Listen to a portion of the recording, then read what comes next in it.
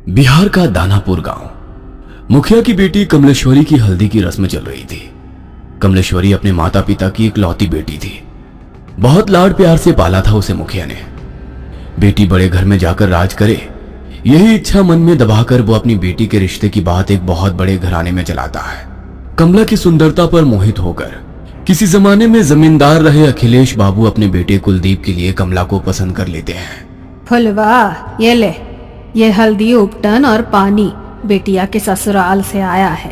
जल्दी से इसे हल्दी में मिला, फिर रस्म शुरू करते हैं।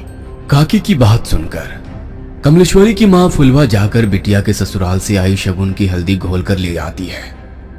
चारों ओर चहल पहल थी। ढोलक की थाप पर औरतें मंगल गीत गा रही थी। जैसे ही हल्दी की रस्म शुरू होती है, कमलेश्वरी जोर जोर से चीखने लगती है। ये क्या लगा दिया मेरे पूरे बदन में? ऐसा लग रहा है जैसे किसी ने खाल खींच ली हो। बहुत दर्द हो रहा है माँ। कमलेश्वरी के जोर जोर से चिल्लाने पर उसको हल्दी लगा रही औरतें उसे ले जाकर पानी से उसका सारा शरीर धोने लगती है। हाय राम, ये क्या हो गया मेरी बिटिया को? ऐसा लगता है जैसे किसी ने कांच पीसकर हल्दी में मिला दिया हो, लेकिन कौन करेगा ऐसा काम? कमलेश्वरी के बदन पर जहां जहां हल्दी रगड़ी गई थी, वहां पर लाल धब्बे हो गए थे। दर्द से दुल्हन बुरी तरह छटपटा रही थी और उसकी माँ और बड़ी माँ उसके घावों पर मलहम लगा रही थी। छोटी, मुझे तो ये कोई सामान्य घटना लगती है। अरे घर में बाहर का है कौन? ऐसे कौन बेटिया की हल्दी में कांच मिला गया? कोई छोटी मोटी बात है क्या? अरे वो तो शुक्र है कि मुंह पर नहीं लगाया था, वरना पूरा चेहरा बिगड़ जाता बेचारी का। मेरा तो दिमाग ही काम नहीं कर रहा है जीजी। कौन हमारी कमला से जलेगा? इसने क्या बिगाड़ा है किसी का? शादी ब्याह का माहौल था। दोनों देवरानी जेठानी वैसे तो इस घटना से अंदर तक डर गई थी, लेकिन फिर भी इस समय कुछ भी सोचने के लिए उनके पास ज्यादा समय नहीं था। 2 दिन में कमला की शादी थी। घर में ढेरों मेहमान जमा थे। उनके खाने पीने की व्यवस्था करने के अलावा दोनों देवरानी जेठानी को तमाम रस्में पूरी करनी थी। इसलिए इस बात को यहीं दबाकर वो शादी की तैयारियों में जुट जाती हैं। अगले दिन सुबह, माँ, कमला के ससुराल से शादी का जोड़ा और शगुन आया है, जाओ जरा देखो तो। एक बड़ी सी गाड़ी से 2 नौकर जैसे दिखने वाले आदमी गाड़ी से नीचे उतरते हैं और बड़े से थाल में लाल रंग के कपड़े से ढका हुआ शादी का शाही जोड़ा और गहने कमला की माँ फुलवा को सौंप देते हैं। बड़ी माँ ने संदेश भिजवाया है, शाम के समय दुल्हन को यही खानदानी जोड़ा और गहने पहनकर तैयार होना है। और हाँ, उन्होंने खास एक बात का ख्याल रखने के लिए हिदायत दी है कि इस जोड़े पर किसी की भी बुरी नजर ना पड़ने पाए। वो काली नजर और अपशगुन जैसी बातों पे बहुत यकीन करती हैं, इसलिए खास तौर पर इस जोड़े को एहतियात से रखने को कहा है। आप फिक्र ना करें, कमला और उसका ये जोड़ा अगले 2 दिनों के लिए हमारी अमानत है। हम पूरा ख्याल रखेंगे। फुलवा वो बड़ा सा थाल लेकर तेज कदमों से अपने कमरे में जाती है और एक बड़े से संदूक को खोलकर पूरा थाल ऐसे ही उसमें रख देती है। पूरा दिन शादी का भाग दौड़ में बिताने के कारण फुलवा को याद ही नहीं था कि उसने कमला को उसके ससुराल से आया जोड़ा दिखाया ही नहीं है। अगले दिन दोपहर 4 बजे, फुलवा, अरे कमला को तैयार करने का समय हो गया है। इसके ससुराल से जोड़ा आया था ना, कहाँ रखवाई हो? जाओ ले आओ। चूड़ी पहनाकर हम शगुन कर देते हैं, उसके बाद इसकी सहेलियां मिलकर उसको सजा देंगी। मेरे तो ध्यान से ही उतर गया है जीजी। एक बार खोलकर देखा भी नहीं मैंने कि उन्होंने क्या क्या सामान भिजवाया है। फुलवा तेजी से पल्लू अपनी कमर में खोसते हुए अपने कमरे में जाती है और संदूक खोलकर वो थाल लेकर सीधा कमला के कमरे में पहुंचती है। ए छोटी, ये क्या भिजवाया है इसके ससुराल वालों ने? अरे दिमाग तो ठिकाने पर है? ये लाल रंग के शगुन के जोड़े के साथ काले रंग की चूड़ियां कौन भिजवाता है? अरे ये तो अपशगुन होता है। कहने को तो इतने बड़े लोग हैं, लेकिन क्या यही समझदारी है इन ऊंची हवेली वालों की? अरे नई दुल्हन को काली चूड़ियां कौन पहनाता है भला? हाँ जीजी, ये सब मैं क्या जानूं। अब इसके ससुराल से आया है तो मैंने तो ऐसे का ऐसा ही उठाकर संदूक में बंद कर दिया था जीजी। अब हो सकता है बड़े लोग हैं, उनके कुल में कोई परंपरा हो नई दुल्हन को काली चूड़ी पहनाने की। अरे आधी जिंदगी बीत गई है हमारी, हमने तो कभी नहीं देखा कि किसी दुल्हन के लिए ससुराल से काले रंग का जोड़ा या चूड़ियां आई हो। अरे शादी सिर्फ उनकी बहू की नहीं हो रही, अरे हमारी बिटिया की भी हो रही है। मैं तो कहती हूँ कि काली चूड़ी को हटा दे और लाल चूड़ी पहना इसे सुहाग जोड़े के साथ। अरे नहीं जीजी, वो जो नौकर आए थे ना इस जोड़े के साथ, वो खास तौर पर कह गए थे कि छोटी बहू जी को यही जोड़ा पहनाकर तैयार करना है। कमला की माँ की बात सुनकर उसकी जेठानी कमला के हाथों में वही काली चूड़िया पहना देती है। कमला के ससुराल से आया हुआ लहंगा बहुत ही शानदार था। लहंगे को देखकर ऐसा लगता था जैसे किसी रानी महारानी की पोशाक हो। जैसे ही कमला की सहेलियां दुपट्टा कमला को पहनाने लगती हैं, तभी एक सहेली जोर से चीखती है और वो 2 कदम पीछे हट जाती है। क्या हुआ मीना, तू चिल्लाई क्यों? ये देख, तेरे दुपट्टे का एक कोना गायब है। ऐसा कौन करता है? इस तरह का कटा फटा लहंगा दुल्हन को कौन भिजवाता है? कमला की सहेली की चीख सुनकर फुलवा एक बार फिर दौड़ते हुए बेटी कमला के कमरे में आती है और जैसे ही वो दुपट्टे का कटा हुआ कोना देखती है, अपना माथा पकड़ लेती है।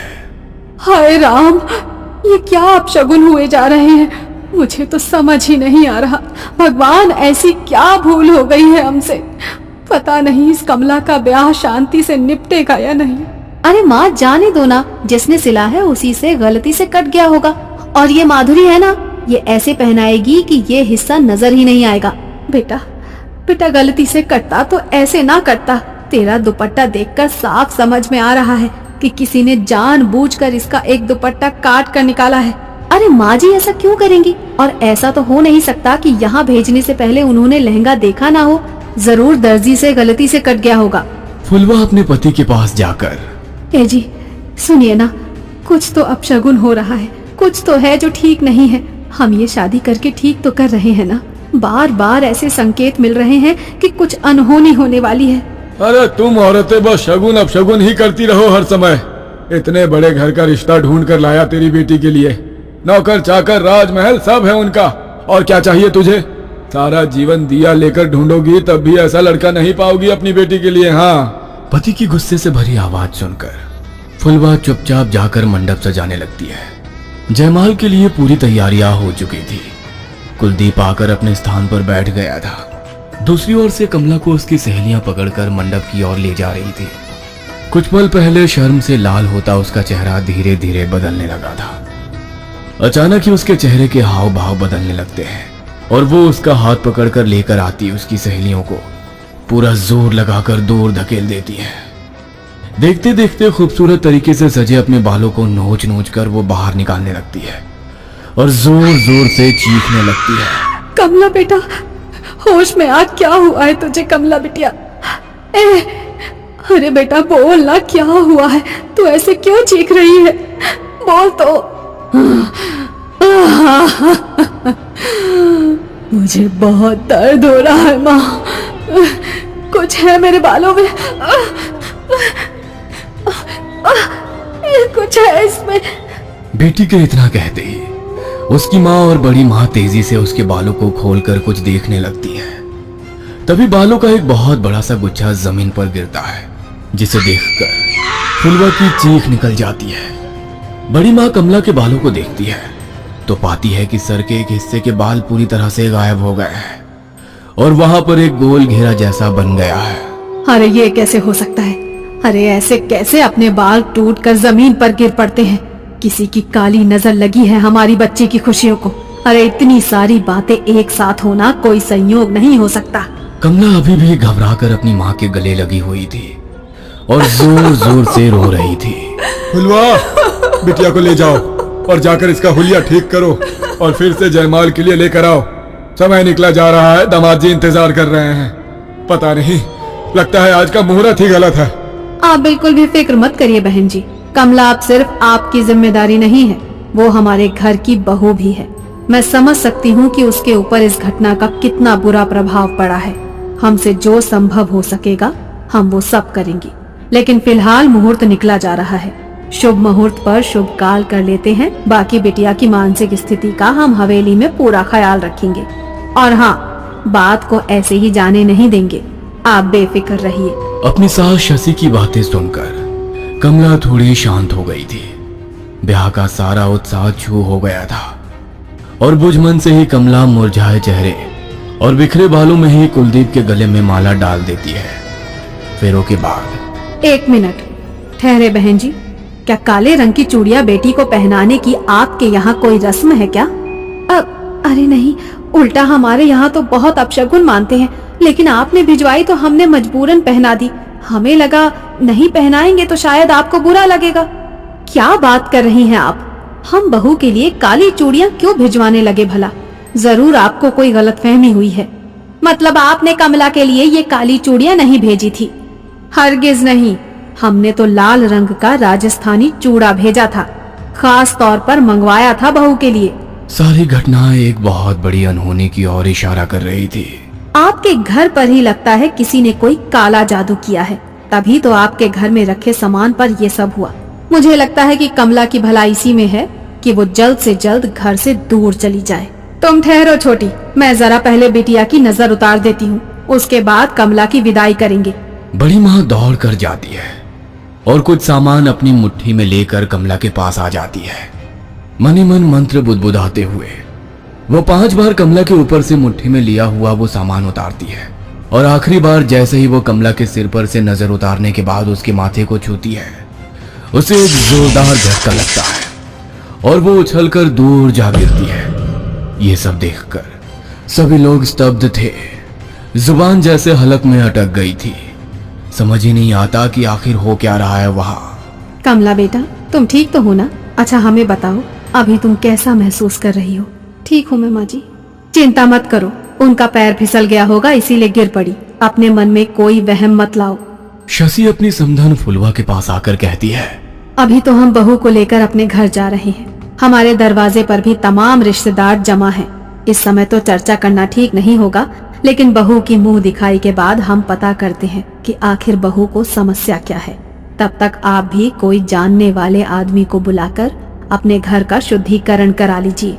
जी बहन जी, ठीक कह रही हैं आप। वैसे हमारे बड़े बुजुर्ग कहते हैं कि शादी विवाह में अगर पूजा पाठ में कुछ गलती हो जाए ना, तो पितृ नाराज हो जाते हैं, और कई बार पितरों के नाराज होने पर भी कई तरह के अपशगुन हुआ करते हैं। हो सकता है जो कुछ हम सोच रहे हैं वैसा ना हो, और ये सब पितरों का ही क्रोध हो। हम पितरों की शांति के लिए भी हवन करेंगे, आप लोग फिक्र मत करिए। दोनों समधन गले मिलकर एक दूसरे से विदा लेती हैं और बारात कमला को लेकर विदा हो जाती है। ससुराल आने के बाद बहू की गृह प्रवेश से लेकर मुंह दिखाई तक की सारी रस्में बहुत ही शांति से संपन्न हो जाती है, जिससे शशि और कुलदीप के मन को बड़ी तसल्ली मिली थी।